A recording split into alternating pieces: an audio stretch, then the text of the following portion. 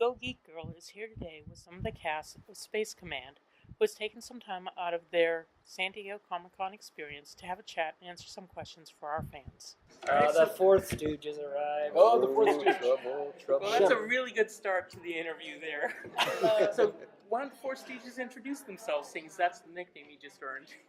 I am Jelena Mrdja, and I play Jelena Mrdja in the movie.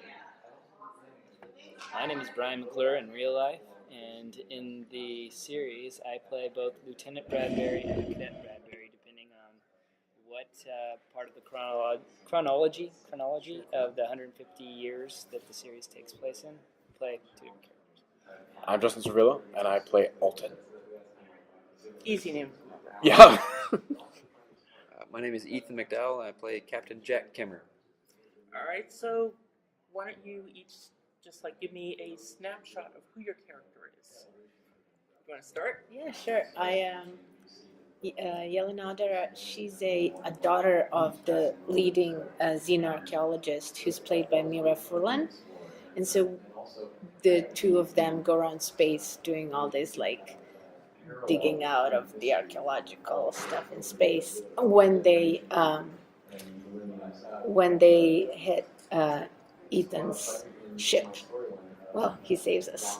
So that's where the whole thing starts. And my character has a really nice arc between, being a really selfish, kind of self-centered person to starting to see what the world can be like if we all make a different choice. So, yeah. We could use a little of that in the world right now. Yeah, yes, we could. Your character? My job is very important. I fly our ships, so we don't go anywhere without me behind the stick. Is that the right phrasing? Yeah, I don't think it's a wheel. It's not a wheel. It's something futuristic, that's for sure. It might not even be a stick. It's like a hand thing, It's a swipe board. It's technology.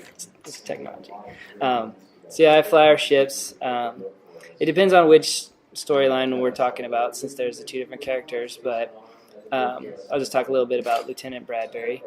I basically do everything that Captain Jack Kimmer tells me to, more or less. I don't really have much of my own free will. That's right. What you signed up for. It's what I signed up for, and I couldn't ask for anything more. I'm just stoked to be behind this man. He's a man of honor, and actually in a lot of ways, he's the kind of captain that I aspire to be like. So he is very much a role model for me. So I have no problem taking orders from him.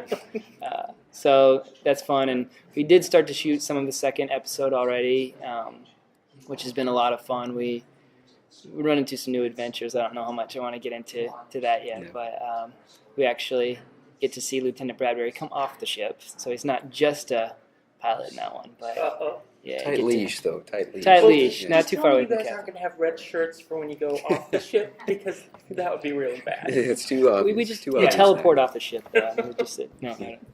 No, but it's been fun. I play Alton, who is the son of a very powerful, successful man, and very, very vulnerable character, very insecure character, unsure of himself, but really wants to make a good impression on his father all the time, overdoes it, and it gets him into trouble. For better or for worse? Sure. Mostly for worse. But he's a good dude at heart. He means well. He just messes up a lot. Hence the Stooge name. Yes, Alton, the fifth Stooge. Weren't you the Only second four. to begin? I was, but now, well. Wait a minute. I thought it was Space Command, not the Stooges. Oh, yeah. It's a new thing. Oh, Yeah, this is We'll talk yeah. about Oh, it. it's Space Command Stooges. Yeah. Space Stooges. There you go. New name. All right. Your turn. I play Captain Jack Kimmer, and it's for the pilot for the first 2-hour show episode. It's kind of my character coming into his own. So when we first meet him, he's a lieutenant. He's doing what Lieutenant Bradbury does. He's flying the ship, and an incident happens where my character kind of takes it into his own hands, and he makes a choice that he knows he can either lose his job or maybe something good can come out of it. But I'm going against the grain because of my superior officer saying don't do that kind of thing, and that kind of mirrors my journey as becoming captain of the ship, and it's just the choices that I make in life are going to alter the future of everybody, kind of a thing. If that makes sense. So it's a captain coming into his own, trying to make it happen. So what drew each of you to Space Command? Should I say? Yeah, you get to start first. Again. I really didn't have a choice because Mark approached me and You could have said no. I could have said no, but when somebody comes to you and says I'm writing for you, and they're a really great writer who's had like amazing career, and then they tell you, I actually want you to be the daughter of Mira Furlan. They don't leave you a choice. Like there's no, like You're right. You had no choice. So that drew me. Like Mark just came up to me and said, I really want to write something for you guys. You speak the same language, and I worked with Mira before, and I've always wanted to work with her again, and I really want to work with you. And I was just blown away. I honestly, I didn't even believe him. I thought, because like people say things in Hollywood, like I've had so many leading parts in movies that just never, not because anybody was lying, but just because it's so hard to like raise the money and bring the project to light. Like people write, and there's so many great scripts and great projects that just never happen. So I was just like, okay, fine, write for me, whatever. And then a few months later, I got the draft of the script, and I was like, oh my God, I like this. And then a few months later, we met up with Mira and had the breakfast and talked about it, and then we came to Comic-Con, and I was like, we already have fans? We haven't even shot it? Like, what's happening? So it's been a really interesting journey, and we finally did shoot it, and I was really impressed with his follow-through, because it's just, his vision, and he's on a mission with it, and it's obviously materializing. So, yeah, Seems like it's been a bit of a journey for all of you, anyway. Totally. Yeah. I mean, this is our 4th Comic-Con. For some, it's my 5th with Space Command. Oh, well, with Space Command. Well, Well. okay, in that case, 5th Comic-Con with Space Command. What drew you to it? You stuck with it too. Yeah. Initially, I mean, I was here before the talent search was even a thing. Like because I go to Mark's roundtable group, the table, and I've been going there for like every Thursday for since 2 he years. was an embryo. A couple months ago. But I was there when Mark was like concepting the idea from the very beginning, and I remember him saying there might be a role that you could audition for. This was before he even had the idea for the talent search, and I do a lot of other stuff. Like I'm good with computers, so I came here the first year as their kind of tech guy, and I was like running some videos and stuff for them. And right about that same time, they were having their talent search, and so I got wind of it just from being in his in the roundtable group that he runs, and then coming to Comic-Con. So I was like, heck yeah, I want to submit to that. It sounds amazing. Like I love like fantasy and like sci-fi and stuff. So it sounded like a really great opportunity. I mean, to just get involved with a cool project. So I submitted, and then the initial audition process, they opened it up to anyone in the world, and there was like 7,000 email submissions about our inquiries, then 1,200 videotaped auditions that were sent in for the 2 different roles, and then they narrowed it down to like 500, and then 20 for each role, and then I think it was about a year later we actually had our callback. Yeah. So it was definitely a bit of quite very similar to Jelena's experience. Hey, let's go have breakfast. I wrote a script for you.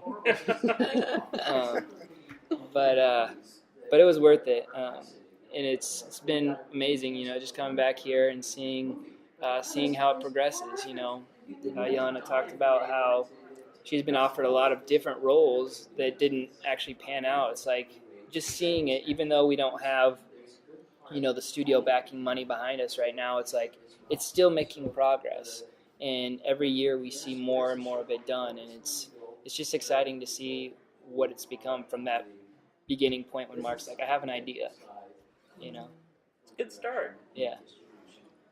I am an actor, and I self-submit, and all these actors here know what that is, and it's when you just submit for roles on indie projects and stuff that is a bit more accessible to you because you're doing it yourself. And I submitted on a website called Now Casting, and they called me in, and I did it, and I got it, and that was it. We were on the spaceship. It just happened like suddenly I popped up and I was there. I will Literally. say, I did hear this about your audition.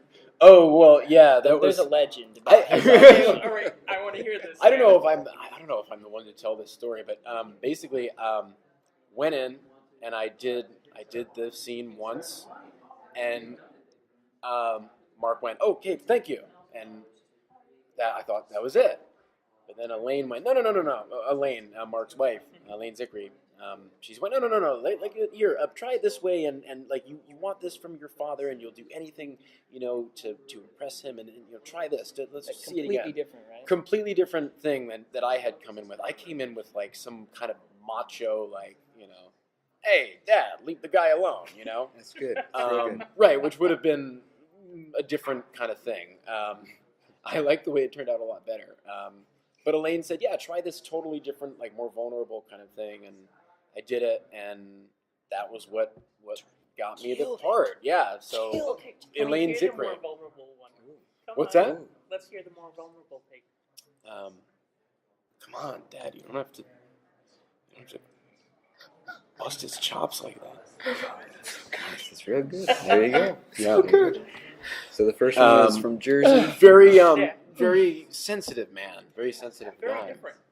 Yeah. I never do what you just did. No, I'm not kidding. If someone asked me to act on the spot, I'm like, I'm so glad you didn't ask me. I'm like, I would not. I'm not kidding you. Oh, I got tricks. Oh my God! Thank God she's not asking me. Standing ovation. Well, that was about 15 seconds. So that's Just a little taste. just a little taste. Yeah. But Such a tease.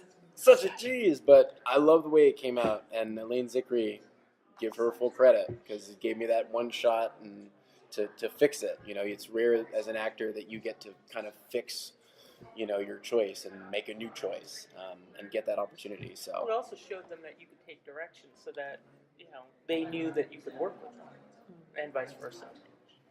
yeah, that happens. Although sometimes you don't get that adjustment, though. Sometimes it's just like, oh well, we don't have time. There's no time. There's no time The door because hits the usually other you don't way. have time to on set to adjust people. Like it's just you've got to keep moving. So fortunately, I got that opportunity. And yeah, I did find a lot of. I definitely related to the character a lot, and it was nice to play a more vulnerable character. And because I usually do kind of comedy stuff and more. I don't know, more kind of like More New Jersey. more New Jersey, yeah. Hey, I do a lot of like this. No, I Handsy don't. stuff. Very It's handsy gonna acting. get better. There's pasta in every scene. Yeah. That's for the future, and I'm trying to make it happen in this project. We'll see. Maybe if it's like blue pasta or something. Sure. Green Space pasta. space pasta, yeah, and blue milk. It's delicious. Well, you have to follow that. Yeah, follow that. Yeah. I got involved by through the talent search. So it was the same thing that Bryan was saying, is that I had it's just an audition thing, and I saw it on there, and I thought, well, I'll take a risk. I didn't know anything about Space Command. I had never met Mark or anything. And you can pull the sides, so they had one scene for two characters up there, and there was a Matt Kimmer and a Cadet Bradburn. So I thought, well, I'll go for the captain of the ship. I thought I feel captain-y, so I'll try it. But sure enough, I'm just in a little tiny apartment in my living room. My wife's filming me do this scene. You just kind of cross your fingers and send it in. And sure enough, it went through the whole process. We went from the 500 then to the top 200, and I made the cut, and I go, wow. And I went to 50, and I'm still in it. I went down to 20. and I was still in it. And went down to 5, and I wasn't in it any longer. So I thought, from my standpoint, it was still a huge victory because I'm like, wow, I actually made it this far. And randomly, I got an email from Mark, and he said, well, hey, Ethan, I really liked your audition tape, but I'd like you to come in and read. She's really liked your audition tape. He said, I really liked your audition tape, so he said, could you maybe read for another character? And I said, yeah, sure. So sure enough, I showed up on set to read with the top, or not on set, on our callback, with the top 5 people that made it for Matt Kimmer.